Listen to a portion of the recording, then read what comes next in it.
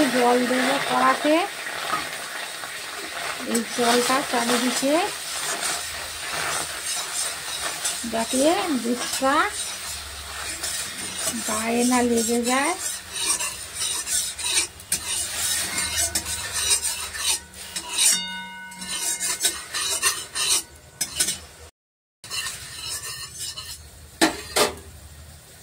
এক লিটার দুধ নিয়েছি, ফুল ফ্যাট যুক্ত দুধটা আমি এবার কড়ার মধ্যে আস্তে আস্তে করে ঢেলে দেবো।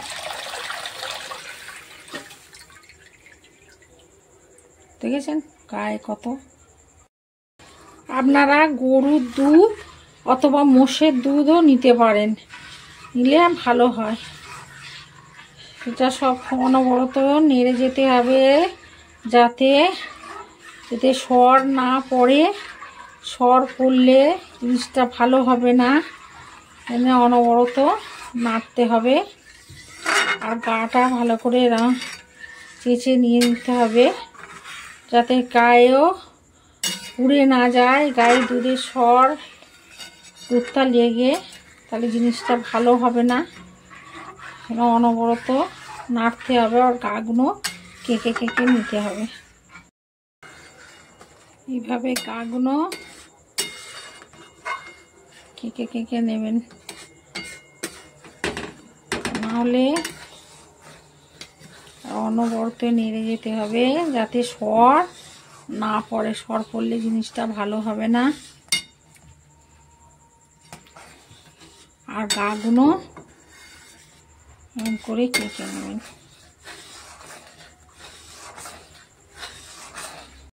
1 কিলো দুধে 250 গ্রাম চিনি দিতে হবে। আপনারা 50 গ্রাম ক্যারামেলের জন্য রাখবেন।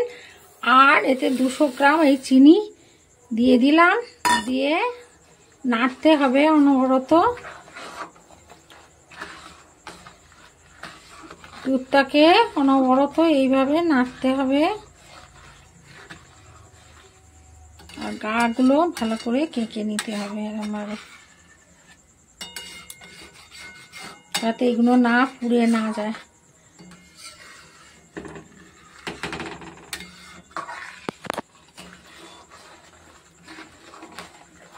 এইভাবে অনবরত নেড়ে যেতে হবে যাতে সর একদম পড়তে দিতে পারা যাবে না। সর যাতে না পড়ে সেই জন্য অনবরত নাড়তে হবে। সর পড়লে জিনিসটা ভালো হবে না।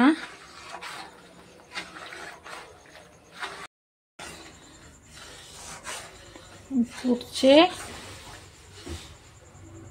অর্ধেকটার মতো কমে এসেছে। এইভাবে অনবরত নেড়ে যেতে হবে আর গাগুলো কেকে দিতে হবে যাতে পুড়ে না যায়। গাগুলো জিনিসটা ভাজে হয়ে যাবে, জন্য গাটা সবসময় কেকে কেকে নিতে হবে, অনবরত নেড়ে যেতে হবে যাতে সর না পড়ে। দুধটা আমার ঘন হয়ে গেছে দেখুন। এবারে আমি ক্যারামেলটা করব। এটা অফ করে দিলাম। দুধটা ঠান্ডা করতে হবে এইভাবে, নয়তো সর পড়ে যাবে। হাতা নিয়ে একটা চামচ নিয়ে হাতা নিয়ে এরকম ডাবু হাতা মতো এরকম করে ঠান্ডা করতে হবে।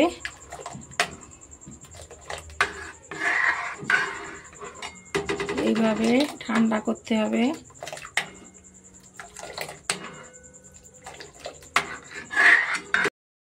মতো চিনি দিলাম, তাতে এবার ক্যারামেল করে নিতে হবে। আগে বেটে গলতে দিতে হবে চিনিটাকে, যখন কালারটা আস্তে আস্তে চেঞ্জ হবে তখন নাড়তে হবে।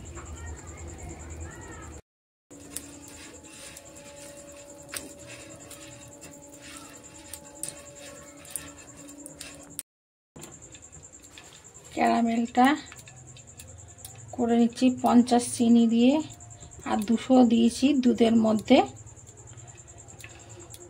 কারণ কিলোতে আপনারা 200-250 লাগে, কারণ 50 গ্রাম ক্যারামেল করবেন আর 200 গ্রাম দেবেন দুধের মধ্যে।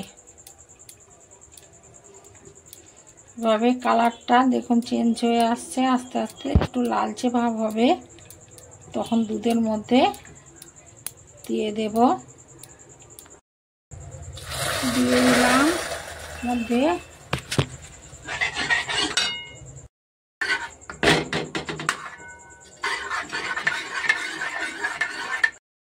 জল ঝরিয়ে রেখেছি। এবার আমি এটা দিয়ে ভালো করে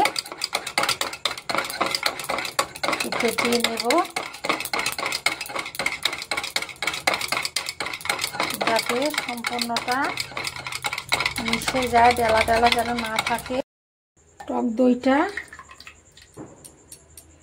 দিয়ে দিলাম, ঠান্ডা হয়ে গেছে। এবার আমি এটা দিয়ে ভালো করে মিশিয়ে দেব।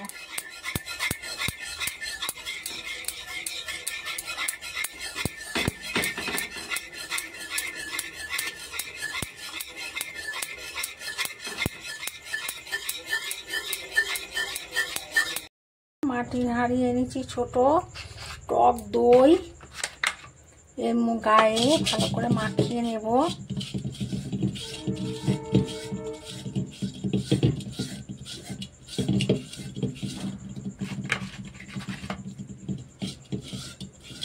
ভালো করে টক দই হাঁড়িটার গায়ে মাখিয়ে নিয়েছি। এবার দুধটা ঠান্ডা হয়ে গেছে, এবার মধ্যে ঢালবো। হাতায় করে নিয়ে ঢেলে দেবো।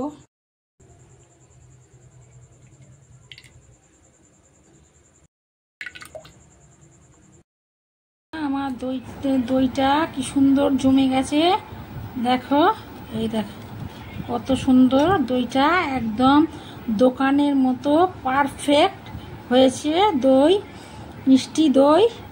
দেখুন কত সুন্দর হয়েছে।